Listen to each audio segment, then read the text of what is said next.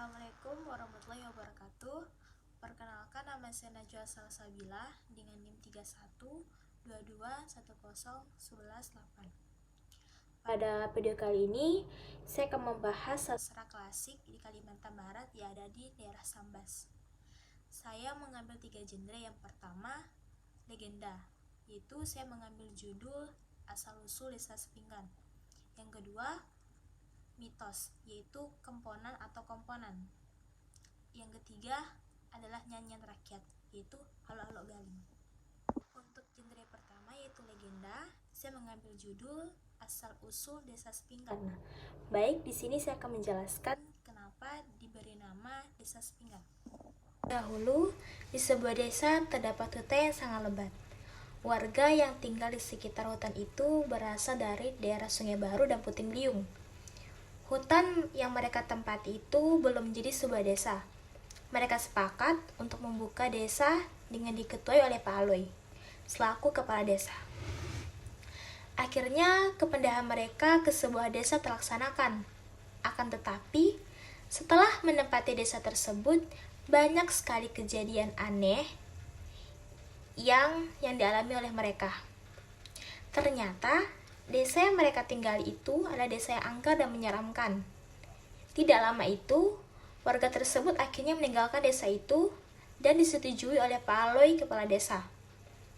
Setelah warga meninggalkan desa itu, datanglah sekelompok orang untuk menetap dan merawat desa itu. Mereka mulai bercocok tanam, membuka lahan ladang, akan tetapi hasil panen yang seharusnya melimpah itu tidaklah bagus. Isinya banyak kosong, panen padi tidak melimpah, hanya ada sepiring nasi. Oleh karena itu, desa yang mereka tempati diberi nama Desa Sepinggan. Cerita asal-usul Sepinggan ini saya peroleh dari kepala kampung atau disebut juga dengan Palabai yang bernama Pak Agus. Saya berkunjung ke rumah beliau ketika lebaran keempat. Lalu saya mulailah menanyakan legenda yang ada di desa kami itu. Pak Agus selalu menceritakan asal-usul Desa Sepinggan. Kegunaan cerita legenda ini itu untuk mengenalkan sastra yang hilang hampir ditelan zaman. Dengan melalui cerita legenda ini, agar lebih dikenal secara turun-temurun dari generasi ke generasi. Penyebaran yang dilakukan oleh cerita ini tuh belum maksimal. Banyak sekali generasi muda yang belum mengetahui tentang cerita ini. Legenda asal-usul Desa Sepinggan ini memiliki unsur intrinsik sama unsur ekstrinsik. Nah, unsur intrinsik itu ada tema. Unsur intrinsik dari legenda tersebut yang pertama ada tema, kedua ada alur atau plot, ketiga ada tokoh atau penokohan, yang keempat ada latar. Nah, latar yang terjadi di Desa Sepinggan ini ada 3. Yang pertama, latar tempat, yaitu waktu kejadiannya. Yang kedua, latar waktu, suasananya, apakah cerita tersebut terjadi di pagi hari atau di malam hari. Nah, untuk cerita di Desa Sepinggan ini, latarnya terjadi di pagi hari dan di malam hari. Yang ketiga, latar suasana. Karena cerita ini, jangan terlalu tergesa-gesa dalam memutuskan suatu masalah atau perkara. Ambillah suatu keputusan yang bijak, sehingga tidak merugikan satu sama lain. Unsur ekstrinsik adalah latar belakang. Yang kedua, kondisi masyarakat saat itu sudah ramai. Ada suatu kejadian di mana masyarakat tersebut harus mengalami hal yang mengerikan ketika mereka pindah dari desa yang akan mereka tuju. Yang ketiga, ada nilai-nilai yang terkandung dalam legenda ini ialah adanya nilai sosial, karena masyarakat bergotong royong untuk membersihkan pepohonan, pohon-pohon besar, lalu mereka tebang, kayunya mereka jadikan sebagai pembuatan rumah untuk mereka tinggal.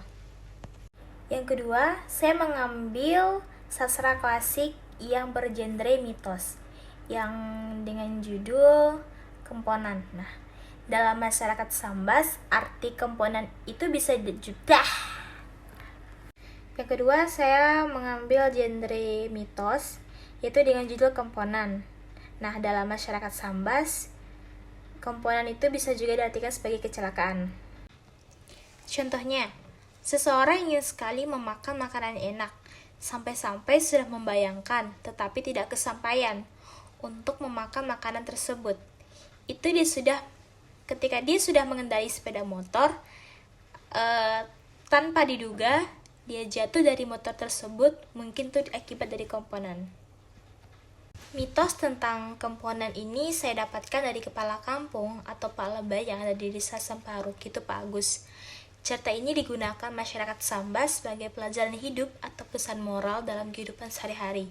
Sehingga penyebaran mitos ini masih kurang maksimal, karena seringkali disepelekan bahwa budaya tersebut tidak patut untuk dipercaya, sehingga minimnya pengetahuan anak muda tentang mitos ini. Nah, yang terakhir, saya membahas genre yaitu nyanyian rakyat yang berjudul Alo-Alo Galing. Lagu Alo Galing ini merupakan lagu daerah Sambas yang menceritakan tentang perayaan musim panen padi telah tiba. Lagu ini cukup menggambarkan rasa syukur, bahagia, sukacita atas hasil panen padi. Lagu ini juga menjadi latar belakang dari tarian berasal dari Sambas. Saya mendapatkan informasi tentang nyanyian rakyat ini dari Pak Labai bernama Bapak Agus di dusun Desa Sepinggan, Kecamatan Separuh. Nyanyian rakyat ini biasanya dipergunakan untuk acara syukuran panen padi.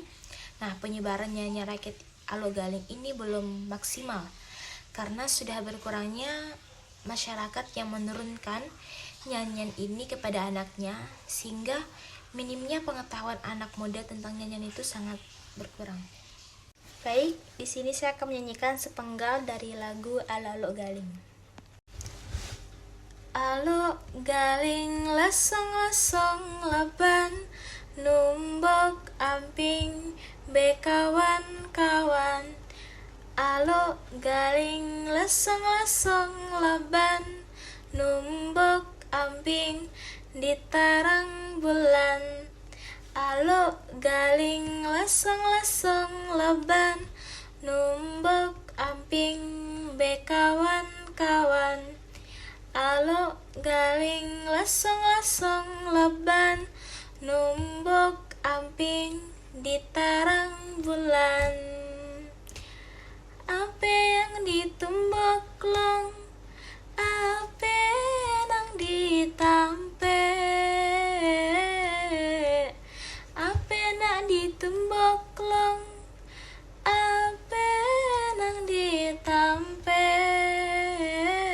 Baiklah, itu sedikit penjelasan penelitian sastra klasik Kalimantan Barat di daerah Sambas. Semoga penjelasan dari saya dapat dipahami dan dimengerti. Saya akhiri, wassalamualaikum warahmatullahi wabarakatuh.